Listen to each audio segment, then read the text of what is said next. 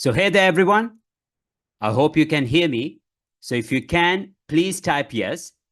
And welcome to our session where we're going to focus on the essential skills to achieve a very high score. My name is Nash Shakkar, and it's really nice to see many students have joined our session. And I'm really looking forward to making this session an enlightening one, a useful one. So if you can hear me, just type yes. I hope you guys can hear me. Okay. Okay. That's great. That's great. Wonderful. Wonderful. Great. Great. So, guys, once again, let me introduce myself. So, my name is Nash Shakkar. I'm a certified IELTS trainer. And to be very honest, I've prepared students for more than 10 years. I started my career as an IELTS trainer. Then in 2019, I became an official IELTS administrator in Eastern Europe, which gave me the authority to conduct exam in countries like Russia, in Estonia, in Uzbekistan, and also like in 2021, we also became an official IELTS testing center in Eastern Europe. So during my career, I have prepared students, over 4,000 students. Not only that, I also trained English teachers to become certified IELTS trainers. So, guys, just checking something. Yeah, so I'm pretty sure during our session today, I would be able to share so many things with my experience. And also, guys, this year, I have visited Sri Lanka twice. And during those two visits, I conducted workshops related to IELTS. And also, we gift mugs. So whenever our students achieve a band 7, 7.5, 8, so if they achieve more than 7, we celebrate their achievement by gifting our symbolic mug, which says, I have mastered IELTS. So it's actually something that we do on a regular basis. And what I want to say is that with Sri Lanka, we have been doing really well. Quite often, our students achieve more than their required score on their first attempt. So they prepare with us. So we have two programs, the expert course and the express course. And we're very happy to say that these two programs have done a phenomenal job for our Sri Lankan students, helping them to achieve their required score on their first attempt. So as you can see, there are so many students, guys. So I'm not going to show all the results.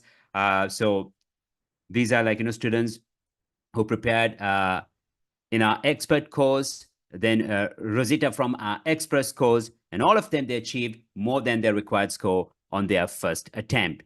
So guys, before we start our session, I would like to know each one of you. So it would be really great if you could introduce yourself, like your name. Where are you from? Are you from Colombo, Kandy, maybe from the down south? So just say hello from Colombo, hello from Kandy. Would like to know maybe from Jaffna.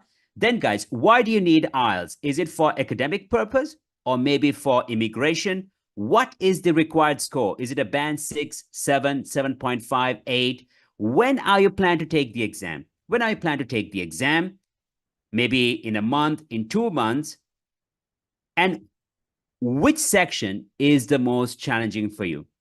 Is it listening, reading, writing, or speaking? So which section is the most challenging one for you? So I see hello from Kandy, from Colombo. Great. So guys, once again, what is the required score? Why do you need IELTS? I want to know the purpose. So I just want to know whether it's academic IELTS or general IELTS. So hello from Jaffna. Okay, general purpose, 7.5 in 2 weeks. Okay. Then guys, so what is the required score? Why do you need IELTS? When I plan to take the exam? And which section is the most difficult for you, the most challenging? So hello from Kandy. So we see students from Kandy, from Colombo, from Jaffna, maybe from another city. Okay, so we also have from Anuradhapura and also from down south. Okay, great. Okay, so speaking is quite challenging for Chandima, understood. Okay, from Pandipitya. So Pandipitya is not Colombo, right? Okay. Need to find a job. Okay.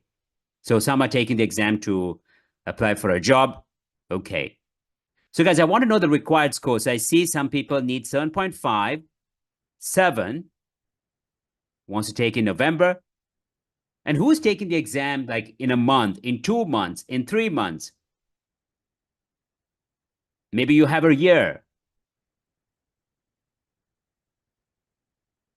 And also, guys, do you have specific requirements? For example, you need a band 7 for each section.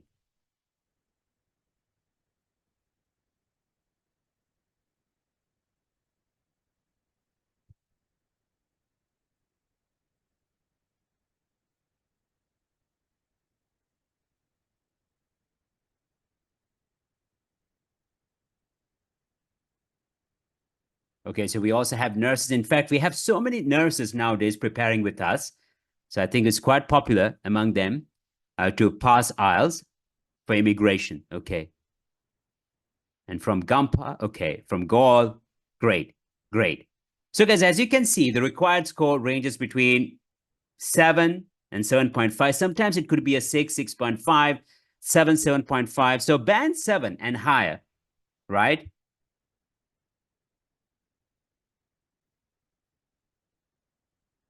Okay, reading and writing. So guys, like I said, the required score ranges between 6 and 8, 6 and 8. So it's quite common. It's quite common. And that's why I want to show y'all what you should do to achieve a very high score. So guys, thanks for sharing. I really appreciate it. Now, let's totally start. So first of all, I would like to show you what we will learn today. So first of all, we're going to understand what is IELTS. What is this exam? What is the true purpose? Then misconceptions about IELTS that you should not fall for. Then the most important skills in IELTS, skills that you should master, how to prepare effectively, irrespective of your level, and essential skills in all 4 sections. Okay, so I'm pretty sure, guys, you will find it useful. We're going to do a bit of listening with this important skill. So make sure that you have a pen and a paper with you because the lesson is going to be very interactive. Don't consider it as a lecture where you just listen. So be prepared. And in case, guys, you have issues with your connection, refresh the browser. If you can't see me or hear me properly, refresh the browser. I'm pretty sure it would be helpful. Okay, so now, guys, let's try to understand what is IELTS. So IELTS stands for International English Language Testing System. In fact, it is the most popular language test in the world. Over 3.5 million candidates, they take this exam every year, and only a 40% they achieve their desired score on their first attempt. A good score in IELTS, a band score between 6.5 and 9, certifies that a person can use English fluently in a native, professional, English-speaking environment. So if you need a reliable language assessment tool, IELTS is the right test for you. What I want you all to understand is that if you achieve a band 7, if you achieve a band 7.5, even a 6.5, you prove that you can use English in a native, professional, English-speaking environment. What does it mean? That means you have skills which would make you to negotiate properly. That means you prove that you have the ability to interpret data. That's why you're taking academic IELTS. Or maybe when you enter a foreign university and when you attend lectures, you're able to take down notes properly. That's why for IELTS listening, section 4, you have to listen to a lecture talk and complete a summary. And also, you have the skills to read quickly and understand the general idea, or maybe to scan for specific information. So all these skills are important for your professional life. So don't have this attitude or this approach where you just want to pass this exam, like, oh God, I need to pass this exam, I need to do something. No, try to understand the true purpose of this exam, what skills you will acquire, and how they will be beneficial for you in the long run. So this way, guys, your preparation would become effective and also quite interesting. Okay, so keep that in mind. So now, guys, let's try to understand the structure. So in IELTS listening, we have 4 sections. In IELTS listening, we have 4 sections. We have listening, reading, writing, and speaking. Now, I see that some of you all told me that most challenging is speaking. Some say it's writing, and some say that it's... Okay, then who finds reading the most challenging? And do we have students who find listening quite challenging? So I see many are mentioning writing is the most challenging and speaking is the most challenging. And by the way, guys, do we have candidates or students who have already taken the exam? Have you already taken the exam and maybe this is going to be your second attempt, maybe your third attempt? So if you could share that experience, I would really appreciate that. And what do you think at the exam, which section could be the easiest and which section could be the most challenging? Okay, I see 5. Okay, so guys, remember, if you prepare well, if you learn the approach to every question type, listening is the first section where you can achieve a band 9. And also remember, if you prepare well, if you learn the approach to all the question types for reading, reading will be the next section where you can achieve a band 9. Then we have speaking. If you prepare well, believe me, you can achieve a very good score. Then comes writing. So the most easiest section is listening. The most challenging, I would say, is writing. Now, writing, guys, becomes quite challenging because it's a skill that we don't use very often, right? How often do we write reports? How often do we write articles, right? So it's a skill that we don't use very often. So that's why when it comes to writing, we need more focus, more practice, more clarity, because we need to work on our sentence structures. We need to minimize our grammar mistakes. We need to make our writing style formal. We need to learn how to structure our paragraphs. So these things will be very useful for your future. And also you need to learn all these things if you want to write a very good essay. So I will show you that a bit later. So like I said, if you prepare well, guys, if you understand the approach, you can easily achieve a very high score. That's what I'm going to show you all today. Okay, so we're going to really work on it. So this way you'll understand why it's going to be really easy for y'all. So the most important skill in IELTS is paraphrasing. I hope you guys know this. IELTS is all about paraphrasing. In fact, we call it as the paraphrasing exam. So paraphrasing means expressing the same meaning in a different way. This is done by replacing certain words with synonyms or by changing the word form and changing the structure of a sentence. Okay, so paraphrasing means to say the same thing in a different way, and this is done by changing the word form. That means noun to its verb form, adjective to its adverb, replacing certain words with synonyms, or we can change the word order. So there are 3 ways, and that's what we're going to do now. We're going to look into all these 3 ways, and we're going to do some interactive task. Okay, so look at the example here.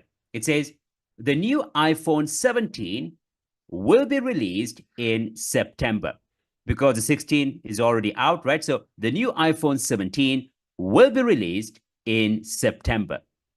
Now we can rephrase it and say it in a different way without changing the meaning. We can say the launch of the new iPhone 17 will be in September. So instead of release, we can use the word launch, and we can use the noun form. The launch of the new iPhone 17 will be in September. The launch of the new iPhone 17 will be in September. So guys, look at this. I want you all to kind of, focus on the first way of paraphrasing now. It says Yanni was the composer of Winds of Orchids. Yanni was the composer of Winds of Orchids. Look at the second sentence. It says Yanni Winds of Orchids. So in this second sentence, do you see the missing word is a verb? Right? So we need the verb here. So what is the verb form of composer and what should be the answer? What do you think? Yanni was the composer of Winds of Orchids. In the second sentence, the missing word is a verb. So Yanni Winds of Orchids. What should be the answer? Now I want everyone to get involved here. So the missing word is a verb. So my question is, I want the verb form of composer, and what should be the answer? Well done. I see the answers coming. Well done. So it's composed, right? Because Yanni did something. So the missing word is a verb. So the verb form of composer is composed. So the correct answer is Yanni composed Winds of Orchids. Yanni composed Winds of Orchids. Well done. Very good. Very good. She performed really well at the concert. She performed really well at the concert. Look at the next sentence. It says, she gave an excellent. You see, an excellent adjective. So the missing word is a noun. So she gave an excellent. What is the noun form of perform? What should be the answer? Like, she gave an excellent at the concert.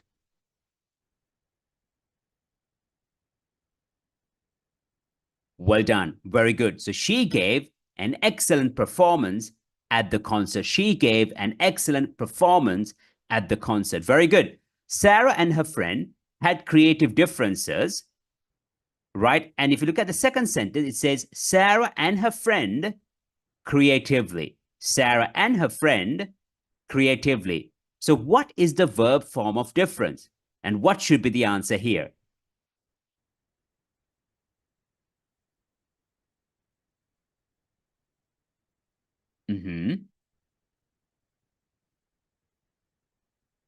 Second one, yes, is performance. Well done. What about the third one? It says Sarah and her friend had creative differences. Sarah and her friend creatively.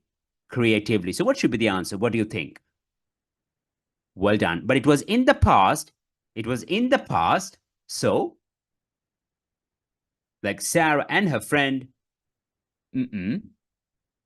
So, differ is a regular verb.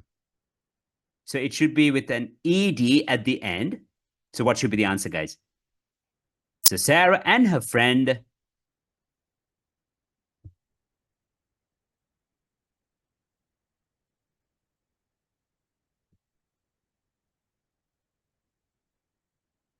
Well done. Well done. Very good. So here, guys, Sarah and her friend differed creatively. So guys, remember, it's a very important skill, right? Because for IELTS listening and for reading, you need to predict the missing word. You need to predict the missing word.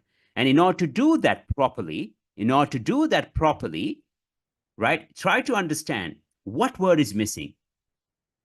Whether it's a noun, whether it's an adjective or an adverb, or maybe it could be an adjective, right? Or a verb, noun, adjective, or an adverb. So make the prediction properly, because if you do that, when you listen, you'll be able to identify the correct answer.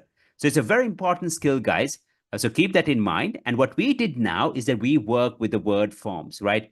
Noun, verbs, adjectives, and adverbs. So for example, you can also use this for paraphrasing. In the given sentence, you see there is a noun. When you rephrase it, you can use the verb form. You see the adjective, you can use the adverb. So that way, it would be really efficient. And even at the exam, examiners appreciate, it's not just about using synonyms or different words, but if you also can use variations, different word forms, that also would be appreciated at the exam.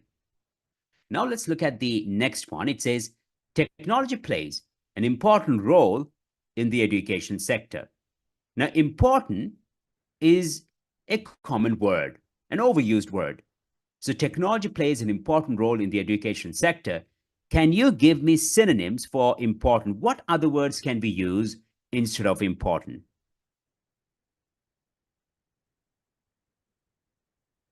What other words can we use instead of important? What do you think?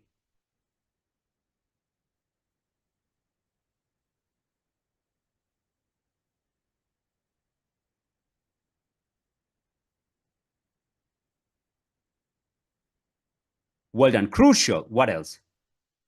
Vital. What else? Yes, so crucial, vital. Mhm.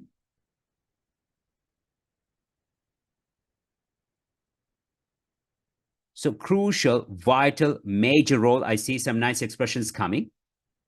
I want more options because important is an overused word, right? It's an adjective, by the way.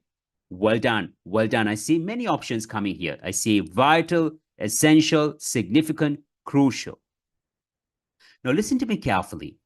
When you read sentences, when you read sentences, and when you come across adjectives and adverbs, when you read questions and when you come across adjectives and adverbs, underline them. Read them carefully, underline them, because when you listen, you might hear synonyms. When you listen, you might hear synonyms. So it's an important part. So, guys, we can say crucial, pivotal, significant, vital, paramount, major role. I liked it. You see? So that's why, guys, let's say in IELTS listening, the question was who played the most important role? The question is like who played the most important role. And when you listen, they might say everybody contributed, but John's role was the most significant, or John played the most crucial role. Now that's why paraphrasing is crucial. So well done, guys. I liked it. I loved it.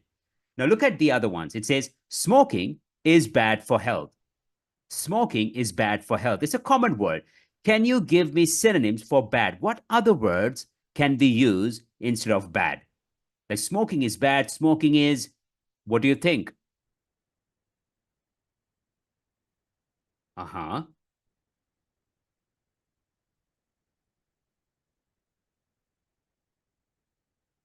So smoking is bad, smoking is, because never use words such as bad, good, right? Don't use words such as good, bad, small, tiny. Use better options. So well done. We can say smoking is harmful or smoking is detrimental. Very good. Those are very good options. Harmful, detrimental, destructive. No, we can't say not good because not good is also rather common. So harmful, detrimental, destructive, hazardous, those words would be much better. What about number two? It is a big problem. Now, don't use the word problem. Don't use the word problem. It's also kind of overused. So it is a big problem. What synonyms can we use here? It is a, okay. What synonyms can we use instead of problem? What do you think? What other words can we use instead of problem?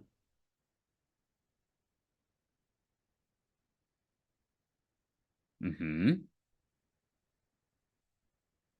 Well done. I love the word issue. I love the word issue. What else? Huge issue. That's a good one. Huge issue. What else? So huge is great. So issue,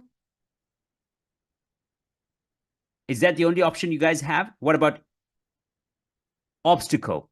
Obstacle is very good. Issue, obstacle, challenge, right? Issue, obstacle, challenge, then concern. Concern is also a very good option. Now, even when you negotiate, even when you're having a professional conversation, do not use the word problem. So, for example, if you say, like, I went through your proposal and I would like to raise a few problems, discuss a few problems. I'm sorry. I would like to discuss a few problems. That's not the right word. But if you say, I went through your proposal and I would like to raise a few concerns or discuss a few concerns, that would sound more polite. So in English, the words you use would define your character. So that's why, guys, IELTS, it really trains you to use proper words, more formal option. It would make you sound more eloquent if you learn all these skills. So well done, keep it up. Number three, we must save the environment. We must. What other words can we use? Like we must save, we must.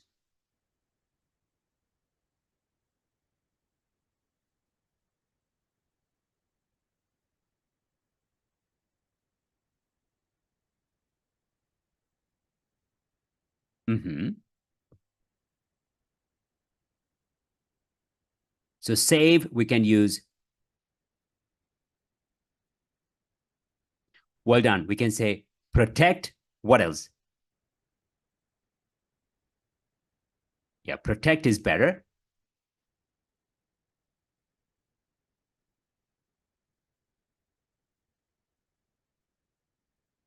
Well done. So we can say protect, preserve, conserve, right? Take care is a phrasal verb, depends on when we use it and how we use it, but conserve, uh, preserve, and children need, children require. So what did we learn? You see, whenever you come across adjectives and adverbs, now listen to me carefully. Whenever you come across adjectives and adverbs, underline them. Because for IELTS listening, you might hear synonyms. And when you read the text, you might find synonyms, or maybe it might be said in a different way. So that's why when you focus on a question, it could be a statement, it could be a question, try to pay attention to these words. That's why we call them as keywords. You see, so keywords are names or the subject, adjectives, adverbs, and the verb itself. So well done, guys. So very good. So this skill would be important when we start listening. The third way is to change the word order in a sentence. So we use passive voice when we don't want to focus on who is doing the action, but on who is receiving or experiencing the action. So one of the ways, I'm not saying it's the only way, but one of the ways is to use the passive voice, and it's another way to paraphrase. Now look at the sentence here. It says the government should take immediate measures. We can say immediate measures should be taken by the government, or parents should teach children foreign languages at an early stage. Foreign languages should be taught to children at an early stage, or foreign languages should be taught to children at an early stage. So we use the passive voice to emphasize on the action. Once again, let's look at the second example. So the active sentence says parents should teach children foreign languages at an early stage. We can say foreign languages should be taught to children at an early stage. So we don't mention who should do that, who should be responsible. That's why we use the passive voice, to emphasize on the action, not to show who is responsible for the action. Even when you're negotiating, when you're at a meeting, if you want to be diplomatic, if you don't want to be rude, you can use the passive voice. So it's better to say, we have this problem because the delivery wasn't done on time, instead of saying we have this problem because John, you didn't do the delivery on time. So when you don't want to mention who is responsible, you can use the passive voice to be indirect. So that's a nice approach too. So keep that in mind. Fine. So now, guys, what we're going to do is we're going to focus on IELTS listening. And like I said, today we're going to do a bit of listening. So make sure you have your pen and maybe your notebook, because it will be important when you start doing listening. So let's try to understand the listening structure.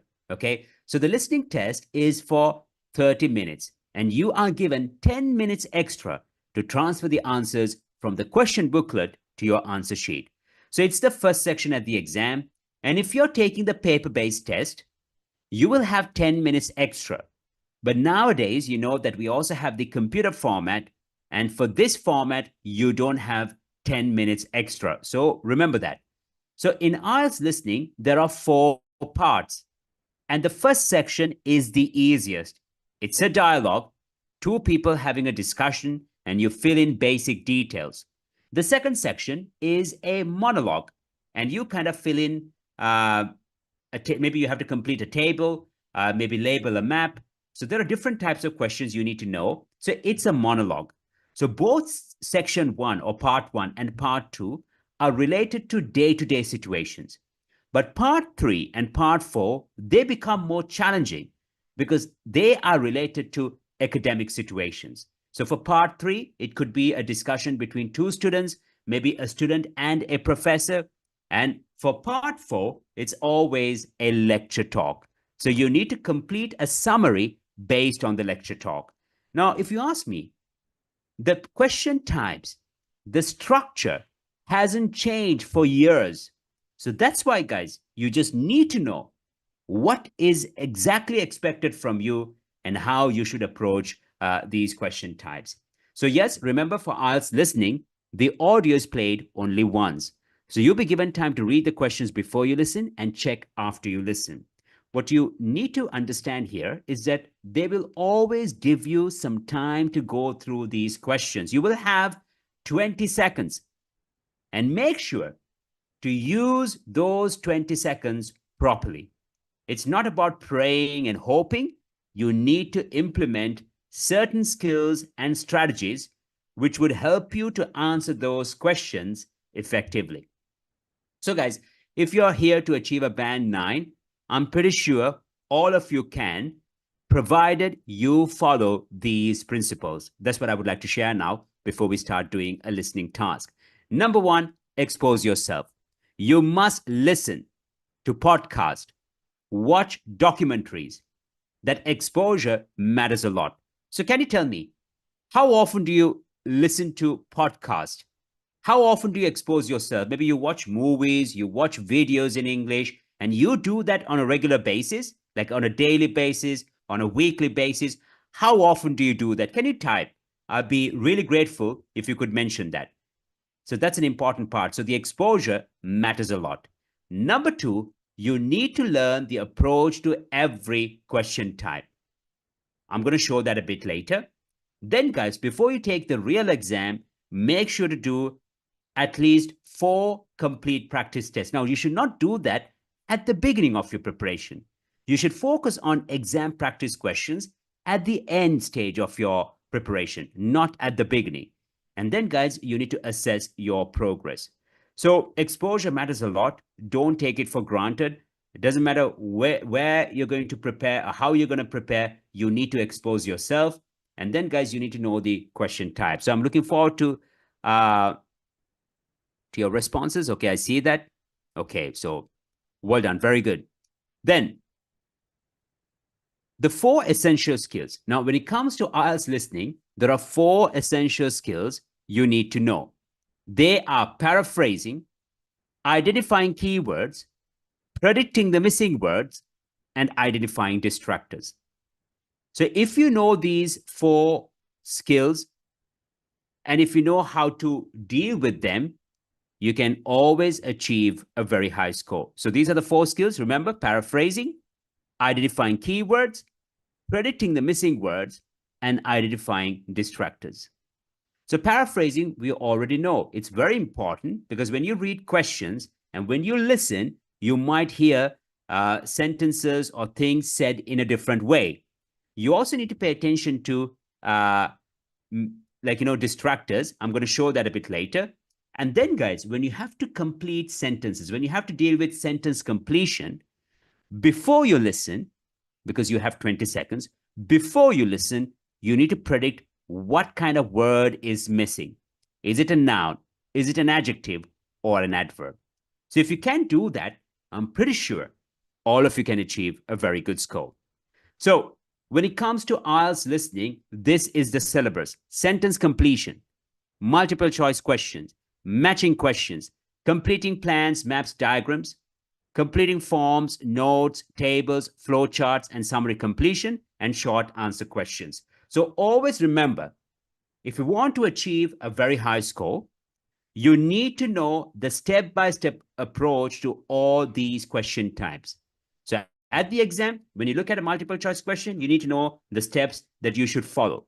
If you don't know that, guys, then it doesn't matter how many times you're going to take the exam, the results would be the same. Why am I saying this? Because this is the syllabus. And it doesn't matter whether you take the exam tomorrow or maybe in a month, maybe in 2 years, the question types are going to be the same. Maybe the topics might differ, but the question types are the same. That's why it's very important to learn the approach. So that's what we're going to do today. So what's the point if I don't show you that it works, that these skills are effective? So we're going to do a bit of listening. Okay, so listen to me carefully. I'm going to show you the guidelines. So that's why be attentive now. Okay, it's a very important thing. So when you have to deal with IELTS listening, step 1, read the instruction carefully. Always read the instruction carefully. Here it says, write no more than 3 words for each answer. So your answer should not exceed that word limit. Look at the heading. It says Sea Life Center information. Now, do you remember I told you that you are given 20 seconds to go through all these questions? So during those 20 seconds, guys, pay attention to keywords. Keywords are adjectives, auxiliary verbs, the subject, adverbs. When there are names, pay attention to that as well. Like question number 11. Look, I've already underlined it for you. It says, what was the Sea Life Center previously called? Like, what Sea Life Center previously called? You see, so the key phrase is Sea Life Center previously called. How to say it in a different way, guys? Now, I want you to rephrase it. Sea Life Center previously called. Can you give me synonyms for previously? Like Sea Life Center was previously called. How to say it in a different way? I want everyone to type everything that you know. Even if you make a mistake, it's fine. Go ahead. So Sea Life Center previously called. How to say it in a different way?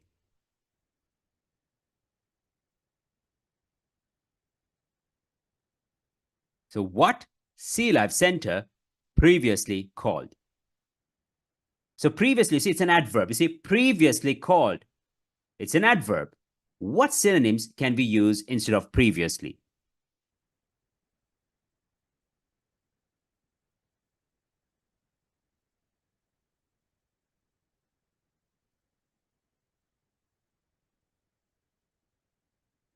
Well done. Before, or maybe it used to be called. It was not called earlier. Maybe it was not called Sea Life Center earlier. It was called something else. Before, it used to be called. Can you give me a synonym for previously? Can you give me another adverb? Previously, we can also say what?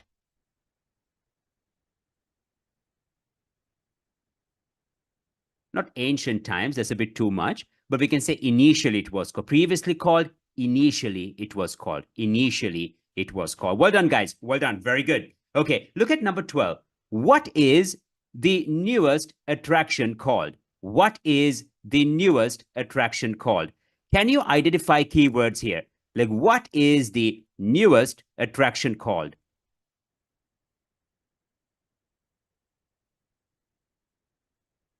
What keywords would you underline here? What word or phrase is important here? Like, what is the newest attraction called? Prayer, it's great. Okay, fine. So what is the newest attraction called? What words would you underline here? I want you to identify the keywords. Well done. Newest. Newest. Well done. So can you give me synonyms for newest? Can you give me synonyms for newest? Like newest attraction. Newest attraction. Can you give me synonyms for newest?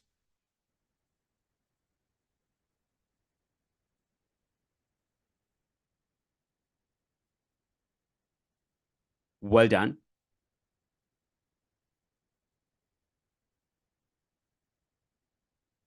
Well done. Latest. I love the answer latest. You see, the latest attraction.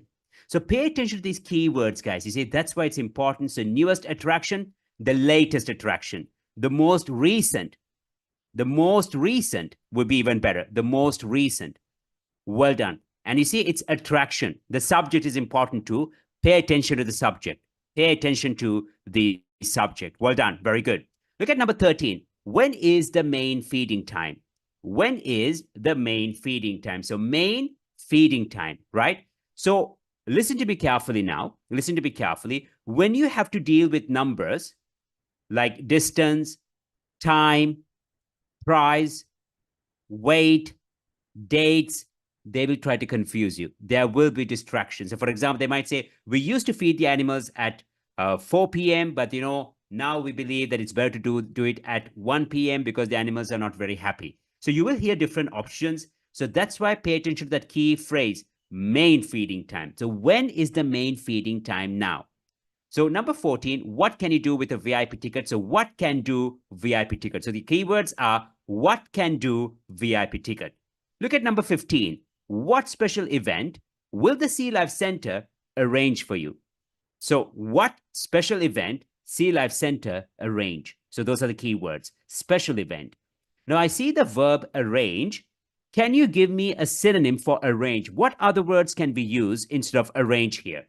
What do you think? What other words can we use instead of arrange? Like, what special event would the Sea Life Center arrange for you? What other words can we use instead of arrange? Like, what verbs do you know instead of arrange? Like, what special event will the Sea Life Center arrange? Now, prepare is okay. We can arrange, or we can organize. Well done. We can organize. Yeah, facilitate, that's great, really great too, but organize would be a good one. Yes. Well done. Well done. Very good. Lovely. Lovely. I see different options coming. I see different options coming. Well done. Then, where will the petition for animal conservation be sent to? So, where will the petition for animal conservation be sent to? What do you think? Where will the petition? So here, guys, the keywords are where, petition, and where petition, animal conservation center. The key phrase are where the petition will be sent to. Number 17, what can you use to test what you've learned? So what can you use to test what you've learned? How to check your knowledge.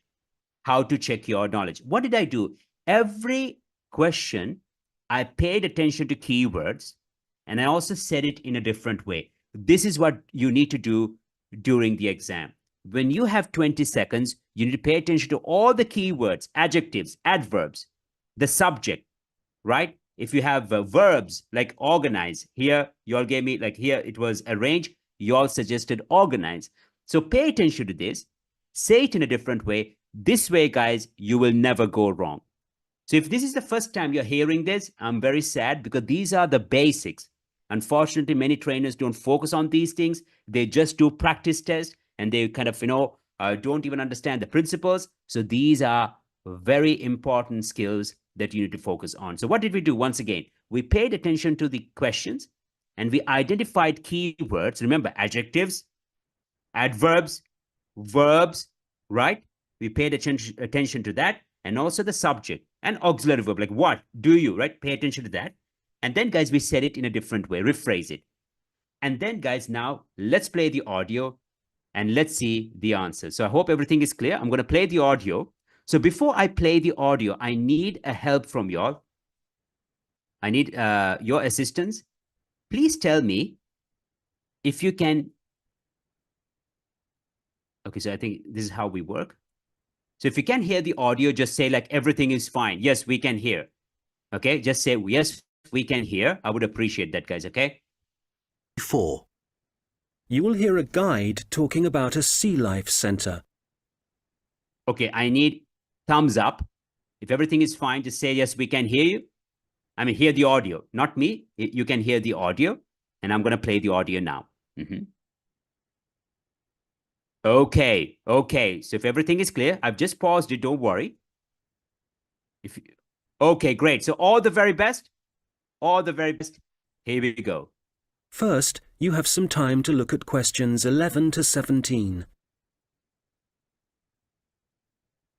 This is where they give you 20 seconds. So we don't pray, we implement those strategies.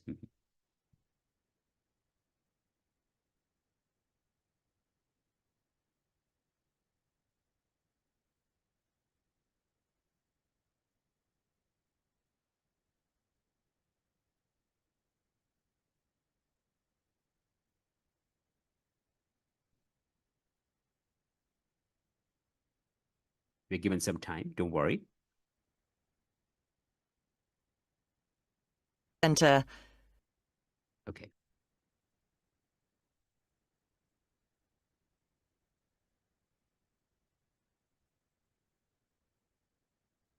Okay, so hi everybody and welcome to the Sea Life Centre.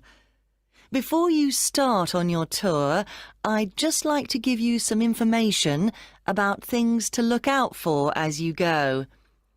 Well, first of all, I guess some of you may have been here before and may be surprised to see the name has changed. We're not called World of Water anymore.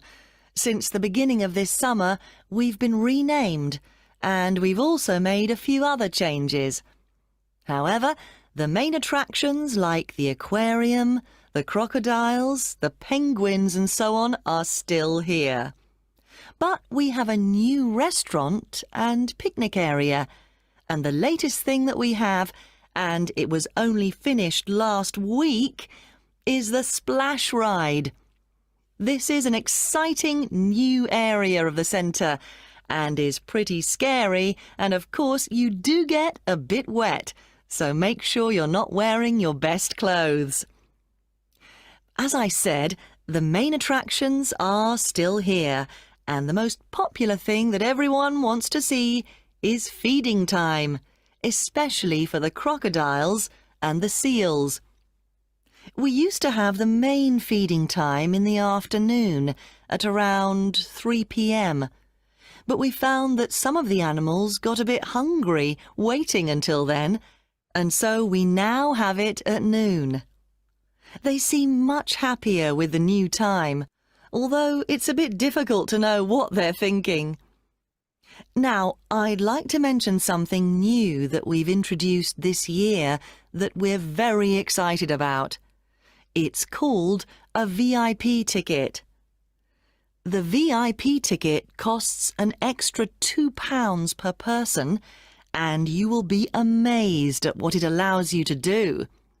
With this, you'll be allowed to feed the sharks. Now, I know that for some people, this might be quite a frightening thing to do, but it is perfectly safe. For those of you who are a bit unsure, we do have a video you can watch to see what happens. It's a great experience, and your friends will be very impressed.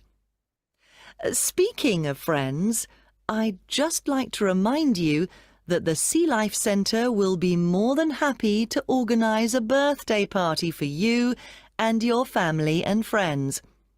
If you need more details, you can speak to me afterwards, and there are also forms at the entrance that you can fill in.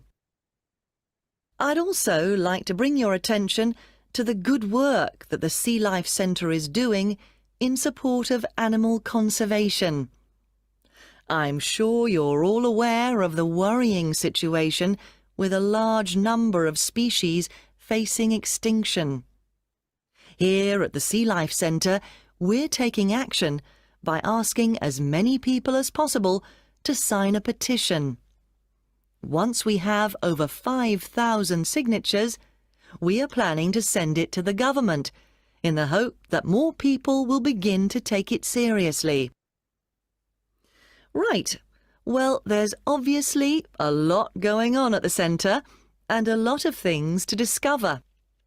At all the attractions, there is helpful information, so please read as much as you can, and if you want to see what you've remembered, please do the quiz after your visit.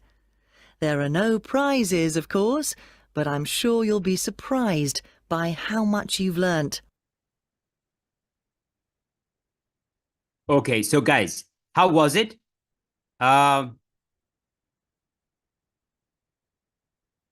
If you type the answers in capitals, it's also fine, but that's not the important part. So I would appreciate if you could share the answers now. So type the answers. What's the answer for number 11? What's the answer for number 12?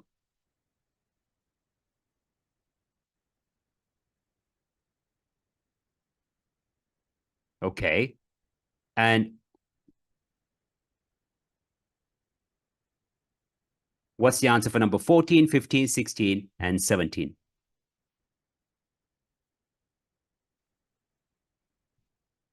So when you just don't type for the sake of typing, but number 11, what's the answer? Number 12, what's the answer, right? That would be better. Well done. Well done. So I see the answers coming, and I must say I'm really happy. So number 11, the correct answer is World of Water. Yeah, she said, we are not called World of Water anymore. We are not called World of Water anymore. Number 12, she said, Splash Ride. Now, if you use the article here, that's also fine. So, Splash Ride. Well done. She said, we do have a new picnic area and a restaurant, but those are not the answers, right? But the question was, what newest attraction? That's why you need to pay attention to the keywords. Well done. Then, when is the main feeding time? Now, if somebody used 3 p.m., it's a mistake. What's the correct answer, guys? Noon. At noon. At noon. So if you just write noon, that's also fine. But if you have written at noon, that's also great, but not 3 p.m. It used to be at 3 p.m. It used to be at 3 p.m., right? What can you do with a VIP ticket? Well done.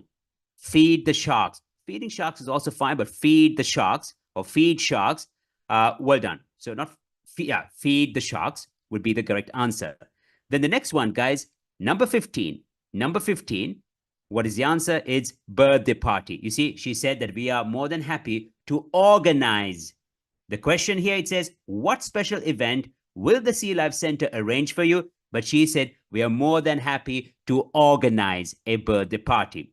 Where will the petition for animal conservation be sent to? Where will the petition for animal conservation be sent to?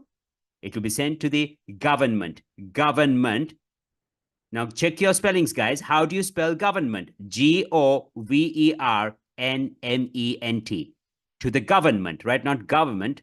And we don't say garment. Yes, government. Government. So well done. Very good. So it's to, well done. Very good. The next one, guys, is actually, what can you use to test what you've learned?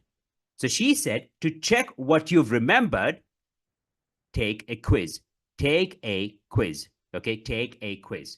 So great. So guys, about this capital and simple, I mean, it's an obvious question. If you want, you can have everything in uppercase, in capital letters. That's fine at the exam. If you want, you just write, if it's a name, right? It should be in capital, like if it's a name. But the first letter. Otherwise, you can just leave everything capital. That's all. So I hope it's clear. Now tell me, guys, let's be very honest. Did you understand the principles? Is this new for you? Have you ever learned how to spend those 20 seconds? It could be like half a minute, but do you know these steps? Did you know, to pay attention to keywords, rephrase it? It's a very good approach. If you understand this, then you will know how to deal with multiple choice questions. Then you will know how to deal with matching questions. Then you will see that it's easy to kind of complete sentences or to complete a summary. So if you know this, it's a very important aspect. So guys, let me know if this is the first time you're hearing this. If it's yes, then that's great. That means you're a step forward towards achieving a very high score. So that's why learn these principles. Remember how to invest your time during those 30 seconds. When they give you that time, you just need to kind of pay attention to these keywords, okay? So that's all, guys. Let's move on. Now, guys, I also want to show you that we have an expert program. So those who are interested, you also can sign up for a free consultation. The link is given below. You will see the link. So make sure to kind of, sign up for a free consultation where we can assess your level. So I will discuss that a bit later too. So when you join our program, so we have two programs, the IELTS Expert course and the Express course. In these programs, guys, not only you attend live sessions or lessons 3 times a week, you also have access to our platform. The main idea of the platform is also to teach extra skills, like how to avoid spelling mistakes. You see, how to identify distractors. So there are lessons for every subunit, and those lessons would also be really useful. So pay attention to that as well, guys. So it's very unique. So those who are interested, you can sign up for a free consultation. If you found my approach useful, remember that we cover the whole syllabus. We just don't teach you how to answer short answer questions, but also we will teach you how to answer, how to complete a summary, how to label a map, how to kind of, deal with matching questions, then actually how to complete sentences. So all those things would be taught. The main idea of the expert course is that each lesson is dedicated to a question type. So now, guys, let's move on to IELTS reading. Remember, soon after listening, you will have IELTS reading. So the reading test is going to be for 1 hour. So there will be 3 passages. The first will be the easiest. The second will be more complex. and the last will be the most complex. So even if you're taking general IELTS, remember the first section, because there are 3 sections instead of passages, the first section is the easiest. The second one becomes more challenging, and the third one is the most challenging. So that's why you need to invest your time wisely. You have 60 minutes, so spend 15 minutes on the first passage, 20 minutes on the second passage, and 25 minutes on the last passage. So don't spend too much time on the first passage. You need to know how to manage it. That's why, guys, when you do practice task, you might do a practice task, it's fine, but you don't understand whether it's from the first passage, the second passage, or the third passage. So before you take the exam, right, during the latter stage of your preparation, you need to focus on practice test and answer all 40 questions and manage your time effectively. So remember the time management formula. If you want to double check, type it. First passage, 15 minutes.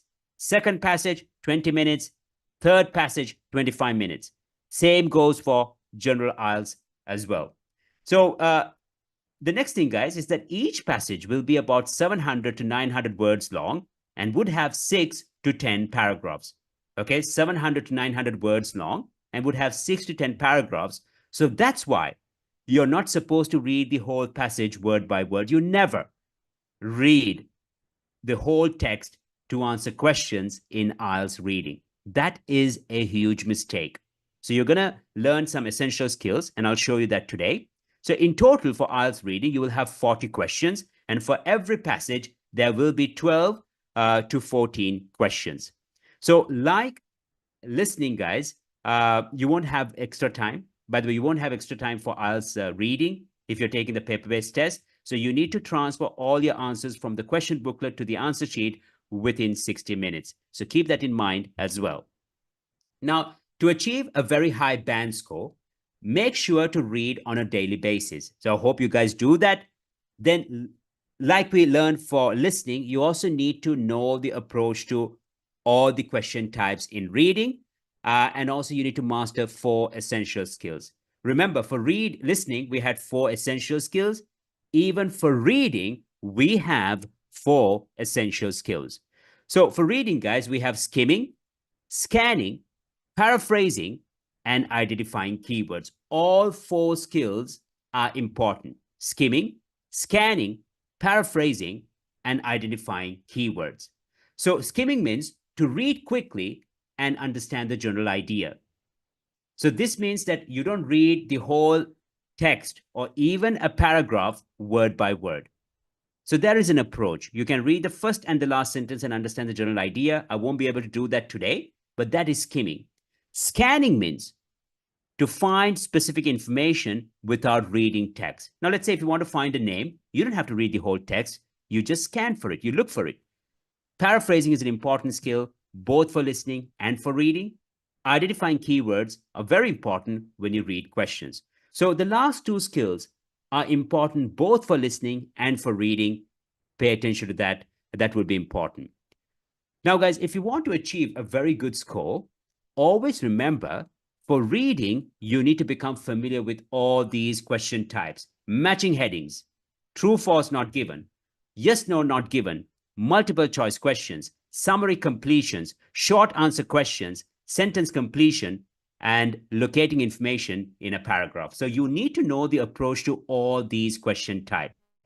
Now, if you have your exam, let's say in a week or 2, you should be at a level, when you look at the question type, you know that the first step is, let's say, to skim read, or maybe to identify keywords. So you need to know that, guys. Otherwise, you will find the reading section quite challenging.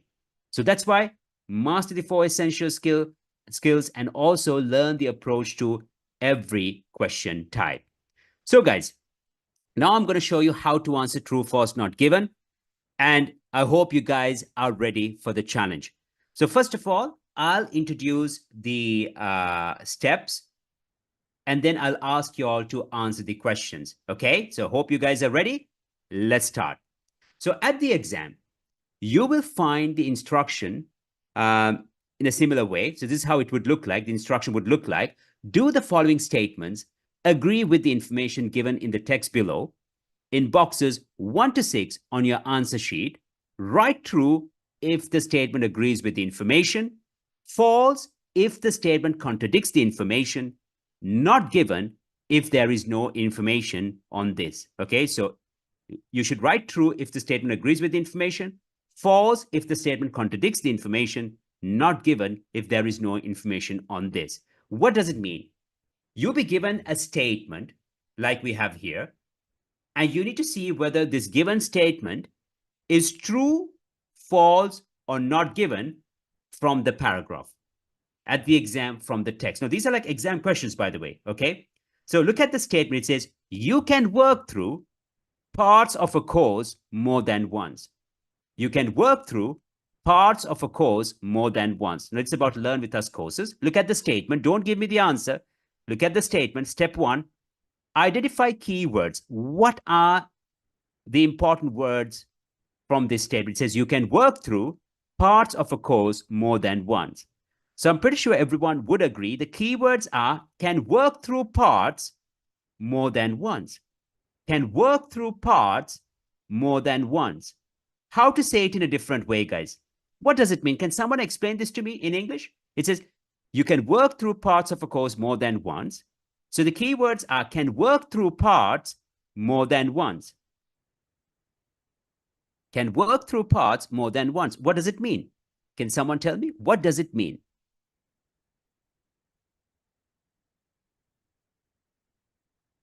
Uh-huh. Okay. So can work through parts more than once means, guys, that you can repeat a section multiple times. You can repeat a section several times, right? You can repeat a section multiple times, isn't it? So that's what you should do. Whenever you read questions, both for listening and for reading, whenever you read statements, both for listening and for reading, pay attention to keywords. And once you identify those keywords, words which are important for us to understand the question better, rephrase it. It's an important skill. Fine. So guys, now read only the first 3 lines. Read only the first 3 lines. And can you tell me, is this statement true, false, or not given? Read only the first 3 lines and tell me whether this statement is true, false, not given.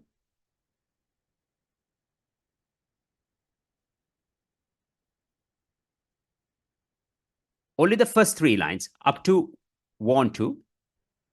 Now the statement says you can work through parts of a course more than once.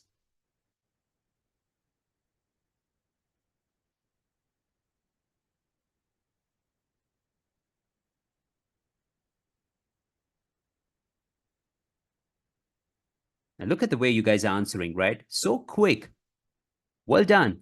Because I think you all found the answer easily. Well done. Well done. I see the answers coming. And I see everyone is saying that it is true. Yes, it is true, because here in the second line it says, all our courses are taken online using a computer, so you can work through the course at your own speed and go back to any session whenever you want to. And go back to any session whenever you want to. So yes, the statement is true, right? Yes, can go back to any session whenever you want to. Well done. So it is true. It is true. Well done. Very good. Now, guys, I'm going to show you another one. I'm going to go to another statement. It says, the number of courses offered by Learn With Us has increased enormously. The number of courses offered by Learn With Us has increased enormously. So the key words are number of courses offered has increased enormously. See, number of courses offered has increased enormously. Now visualize that. That means from 50 courses to 100 courses. Or maybe from 1,000 courses to 2,000 courses.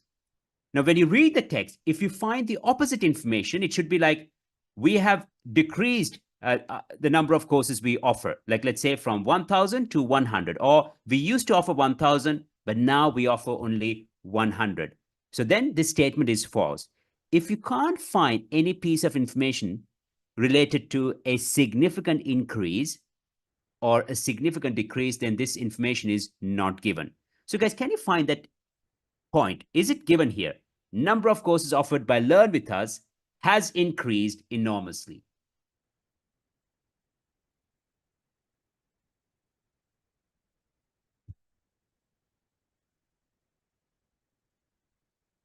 The number of courses offered by Learn With Us has increased enormously. Is it true, false, or not given? Can you find that information? Have they increased the number of courses they offer?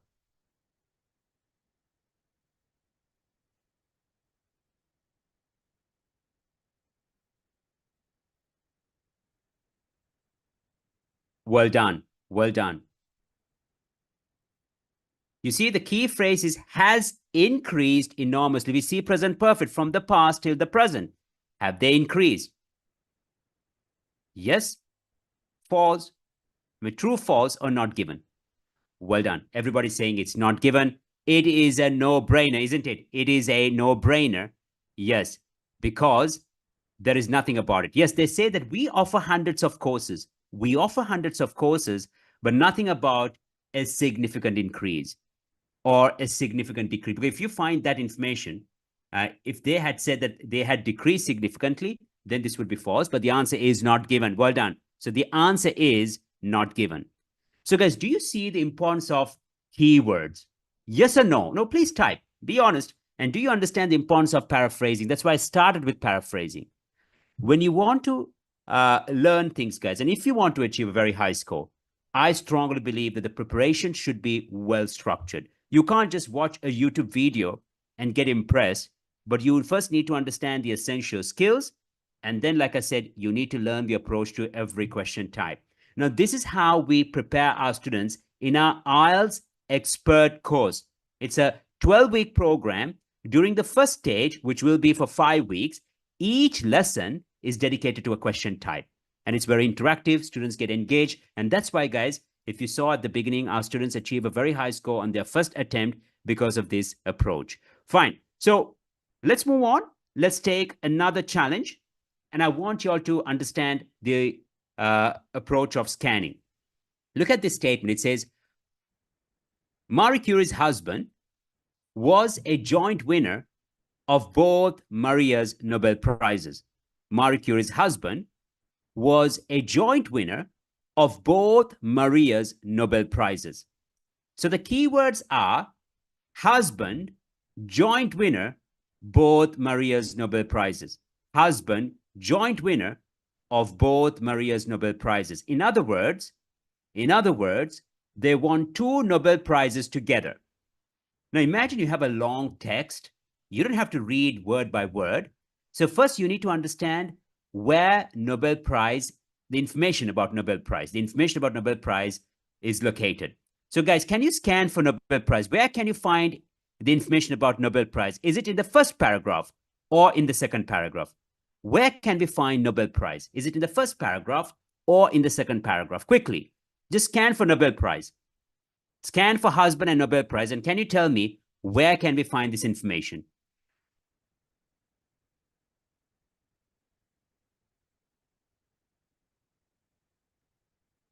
Where is the information about Nobel Prize, guys?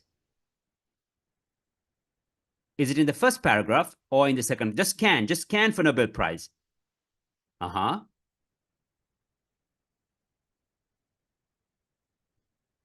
Well done. Well done. It's in the first paragraph, right? If you scan, you don't need to read the whole passage, you see, because you're not going to have time.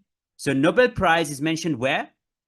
It's in the first paragraph, right? It's not the second paragraph. It's the first paragraph. Yes, it's the first paragraph. If you look at it, it's mentioned first paragraph. Well done. Very good. So, guys, look at the statement. It says, Marie Curie's husband was a joint winner of both Maria's Nobel Prize. So can you read these lines about Nobel Prize only? Can you read these lines about Nobel Prize only and tell me whether it's true?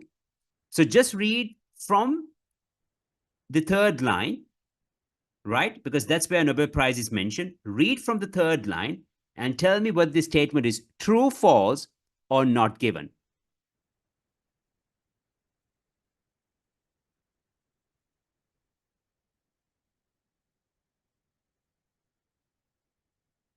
Well done. Well done.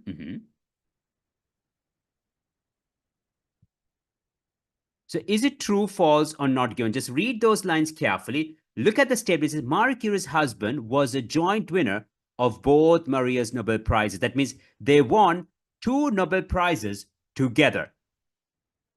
Uh-huh.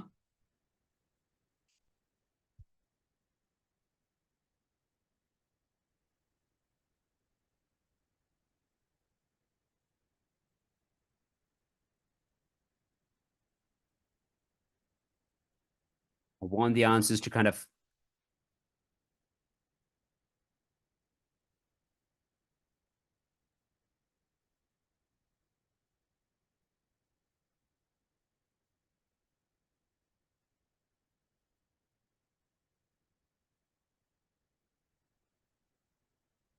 look at the statement, right? Did they win 2 Nobel Prizes together? Yes or no? Now look at the paragraph. It says, twice a winner of the Nobel Air Prize, with her husband Pierre Curie and Henry Becquerel, she was awarded the 1903 Nobel Prize for Physics and was then sole winner. Sole winner means the only winner of the 1911 Nobel Prize for Chemistry. So she won the 1903 Nobel Prize with her husband, but she was the sole winner of the 1911 Nobel Prize for Chemistry, isn't it? So if you look at the statement says Marie Curie's husband was a joint winner of both Maria's Nobel Prize.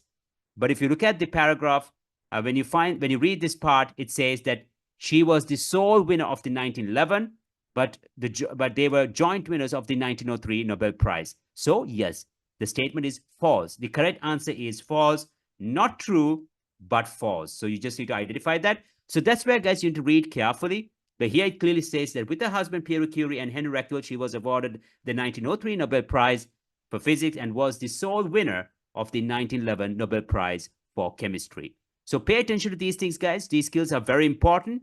At the beginning, it might look a bit challenging, but when you practice and when you do it properly, I'm pretty sure you can work your way towards achieving a very high score. So for listening and reading, always remember, master the 4 essential skills. Learn the approach to each question type and focus on practicing with tests. So first, guys, learn the essential skills. If you learn the essential skills, you can achieve a very high score. Then learn the approach to every question type. And the third step is to focus on practice tests. So don't start with practice tests. First start with the essential skills. And then, guys, learn the approach to every question type with these essential skills and then focus on practice tests. Okay, so that's going to be important as well. So now, guys, we're going to focus on IELTS writing quickly. Okay, so remember, soon after listening and reading, you're going to have writing. And the writing part is going to be for 1 hour. So physically and mentally, you are going to be exhausted because you spend half an hour for listening, on listening, 1 hour on reading, and then 1 hour on writing. And here, guys, you need to write, you need to kind of, write 2 essays, 1 task 1 and 1 task 2. So remember, it's going to be for 60 minutes. For task 1, it should be not less than 150 words. And for task 2, it should be not less than 250 words. Okay? So if you're taking academic IELTS, you need to know how to write descriptions. Like task 1 descriptions, like you need to write a description for graphs, bar charts, pie charts, maps, diagrams. For task 2 or part 2, you need to know how to write essays like problem solution, opinion, discussion, and 2-question essays. Problem solution, discussion, opinion, and 2-question essays. So you need to know how to write them. So to achieve a very high score in IELTS writing, you need to know how the examiner is going to assess you. So always remember, the examiner will assess your writing based on 4 criteria. Okay, so the examiner will assess your writing based on 4 criteria: task response, coherence and cohesion, vocabulary, and grammar. So if you want to achieve a very good score, guys, remember to improve your writing skills based on all 4 criteria. Okay, so task response, coherence and cohesion, vocabulary, and grammar. So I'm going to show you what you should do for every criterion very quickly. So this way, guys, it will give you an idea. So for task response, make sure to write 150 words for task 1, not less than 150 words. And for task 2, not less than 250 words. And also, guys, develop your answers with relevant examples. I'll show you now. And always remember to logically structure your paragraphs. By the way, for task 2 essay writing, what should be the minimum number of paragraphs? What should be the minimum number? How many paragraphs you should have when you're writing an essay? How many paragraphs should be there? And what are they? Can you tell me? What should be the minimum number of paragraphs? When the examiner checks your writing, what should be the minimum number? And that is important for coherence and cohesion.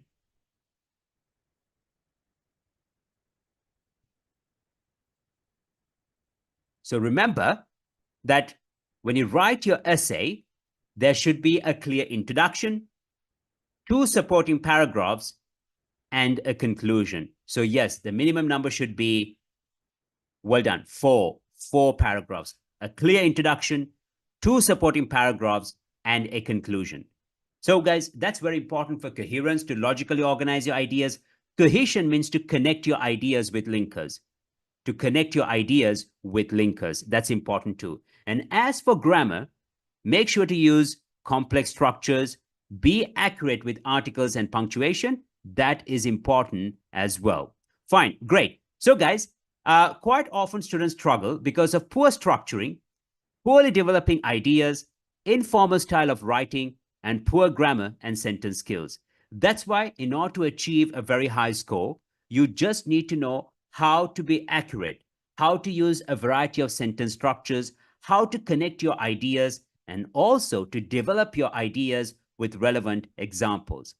Now, I'm going to share 2 paragraphs, okay? I'm going to share 2 paragraphs with you all, and I want you all to choose the best paragraph out of these 2, the best paragraph, which is structured properly, which is rather cohesive, which is well connected. Which one is that?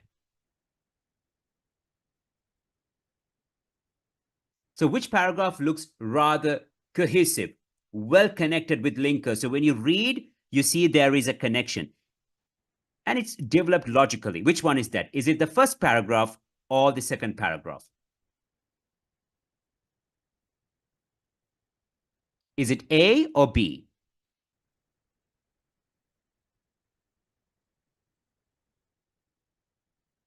Well done. Well done. I see the answers coming, and I think everyone would agree the best paragraph here is the one that is structured logically and the one that is connected with linkers. And I think that paragraph is A. Look, it says, the obvious reason for a stressful working atmosphere nowadays is the increasing level of competitiveness among employees. Consequently, this leads to a hostile atmosphere in the working environment. Then, for that issue, we are giving a solution. You can say the best solution for this is for employees to create team activities. For instance, it is known that many international companies organize tasks focusing on teams, which have made the employees perform effectively in a relaxed atmosphere. Well done. So it's A. Look at B. B also tries to address the task, but the ideas are not well connected. Like working atmosphere becomes stressful because people have too much to do. I think the work should be limited. It is the employee's responsibility to do so. If not, employees will leave. You see, so many simple sentences, and also the ideas are not well connected. So it becomes incohesive. And if you write like that, it can't go beyond a band 5.5 or a 5.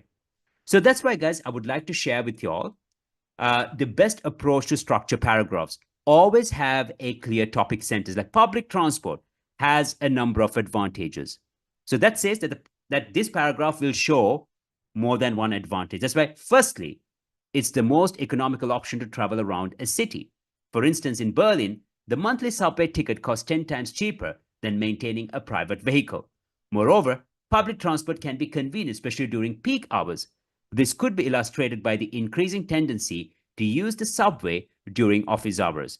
Therefore, the role of public transport will always be significant. Do you see? Every paragraph should have a clear topic sentence. If it's about the advantages, then the whole paragraph should reflect or should show the advantages of public transport. Then you introduce the first advantage, give an example, then another advantage, give another example to prove that, and then a nice concluding sentence. So this is the best way to structure your paragraphs, guys. In fact, this is important for IELTS speaking as well.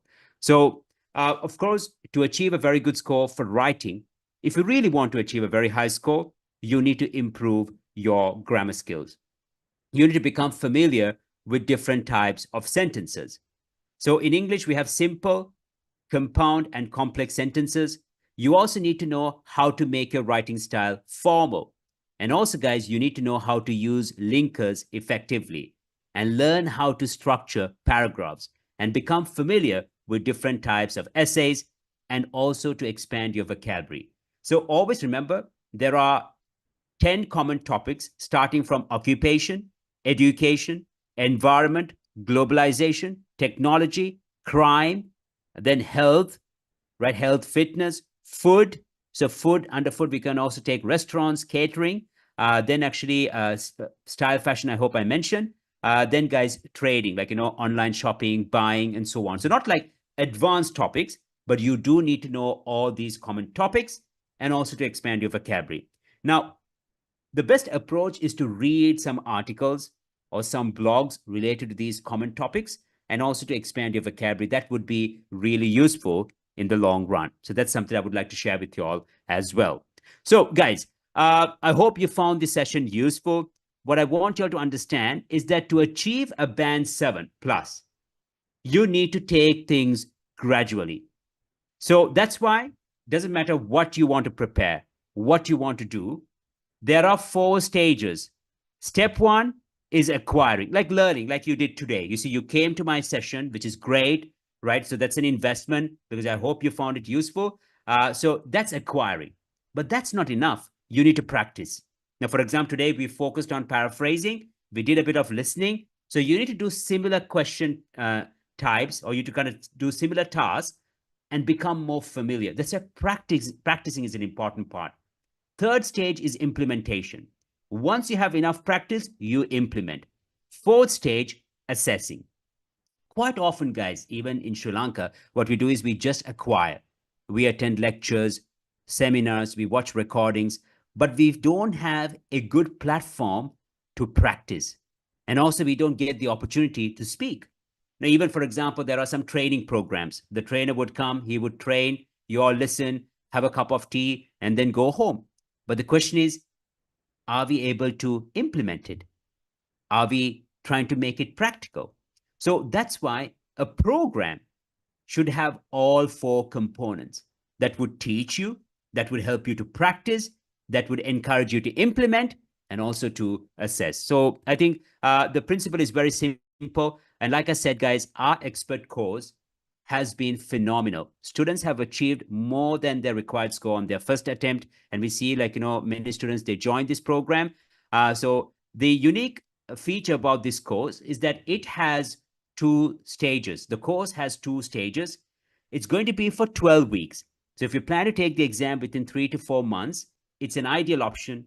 And if you're looking for a comprehensive coverage where everything will be taught and where we will help you to implement all these skills, I think this is an ideal option. So during stage 1, for listening and reading, each lesson is dedicated to a question type. Each lesson is dedicated to a question type, like we did today. You see, for listening, I showed you all how to answer short answer questions. And during our sessions, we will do more short answer questions. And I showed you all how to answer true, false, not given. But it's a short session today, so we will focus more on true, false, not given. See, even if you make mistakes, with more practice tasks, you will build your confidence. Writing, guys, we will teach you how to use linkers, how to structure paragraphs, how to make your writing style formal, how to brainstorm ideas, how to write a proper introduction. And then, guys, for speaking, we focus on essential skills like the usage of tenses, the use of conditionals, paraphrasing, linkers, complex structures, and comparative structures. So the main idea during the first 5 weeks, where you will have 15 lessons, is to kind of improve your overall skills related to all 4 sections and prepare you for stage 2. So after completing stage 1, you move on to stage 2, another 10 weeks with 15 more lessons. For listening and reading, each lesson is dedicated to exam practice questions. So you immediately implement all the skills that you've learned. So for example, you take a passage, and if you know for each passage we have true, false, not given, maybe matching headings, multiple choice questions. So you already know what should be the approach. For writing, guys, we will teach you how to write all types of essays like problem solution, opinion, discussion, and 2-question essays. And then we divide the group. For academic writing, we will teach you how to describe graphs, bar charts, pie charts, maps, and diagrams. And for general writing, we will teach you how to write letters like formal, semi-formal, and informal letters. For speaking, guys, during stage 2, each lesson is dedicated to topics. Like I said, technology, environment, globalization. So we focus on all the IELTS speaking topics, and we focus on different question types, and we will teach you how to develop your answers. So that's the expert course, guys. Remember, lessons are conducted 3 times a week, altogether 30 lessons. Then you have the mock exam, and then you have another additional week to have extra support. So for the first 10 students, this course is going to be at a discounted price, 31,000 rupees. So only for the first 10 students. So if you're interested, guys, if you want to know more about the program, again, leave your details. Sign up for a free consultation where you can take our grammar test. We will assess your level, and we can say whether this program would be useful. So with this program, you're also going to have 6 months access to our platform. So the platform is going to be for you all for 6 months, and it's going to be rather interactive. So on this platform, you have interactive lessons, video lessons with our international experts, and then also you'll have a personal trainer who will be assisting you. So when you do interactive tasks, in case you don't understand, one of our personal trainers would help you out. So that's the platform as well. So remember, the course is 31,000 rupees. You can pay in 2 installments. So that also can be discussed with our consultant. Now, those who have a good level, if you think that you use English on a regular basis, right, and you have experience passing different English exams, I would highly recommend the Express program. So the Express program is only for 5 weeks. Lessons going to be 3 times a week, 15 lessons altogether. So once a week listening and reading, once a week writing, and once a week speaking, guys. So the difference is, for listening and reading, we focus on the exam practice questions, and we will teach you the approach. But compared to expert, it's a bit intense, because with the expert program, each lesson is dedicated to a question type. Now, we don't do that with the Express program, right? So it's going to be a bit more intense. But if you have a good level, it's proven to be rather effective. Writing, guys, writing, we will teach you the approach to all the essay types, like how to structure all the essay types. But we don't focus on those grammar details, but we focus on the structure, how to develop your paragraphs based on the essay type. And also we will teach you task 1 writing, academic writing, and general writing separately. And for speaking, guys, we will teach you the approach for every part 1, part 2, and part 3, idiomatic expressions. So it's quite comprehensive, I would say. But the only thing is, for speaking, we don't focus on grammar, because for expert, we teach tenses, conditionals, but here we don't do that. So the Express program, compared to expert, it's a bit intense, I would say. But if you have a good level, I would say you should consider that option as well. So the Express program is only 21,000 rupees compared to other courses available in Sri Lanka. It's a very good price. So remember, 15 lessons, 6 months access to the platform, right? And also for the Express program, we check 12 essays, whereas for the Expert, we check 16 essays based on the marking criteria. So guys, remember, we have many students who are interested already. So that's why the price is going to be valid for 10 students. So if you're really interested, sign up now.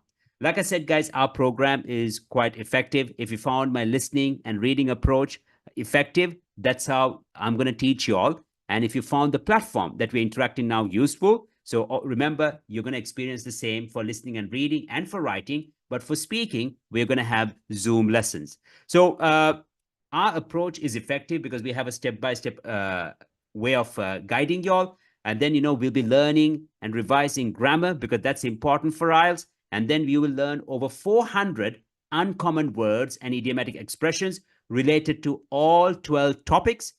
And also, guys, you will have sufficient speaking practice. So if you think IELTS is a very important test for you, that it's crucial for you all to reach the next level in your career, maybe for your life, then I think you should not doubt us. Just sign up for a free consultation, see what we have to offer, and I'm pretty sure you will find it useful. So now, guys, I'm more than happy to take some questions. I see that you guys have questions. So if you have questions, I'm more than happy to answer them. By the way, these are the reviews in case you haven't seen. If you visit our official Facebook page, IELTS 7 Plus Sri Lanka, you can also see what our students have to say about our program. So guys, do you have questions related to IELTS, related to the exam format? And if you haven't signed up yet, guys, make sure to sign up for a free consultation. The link is given below.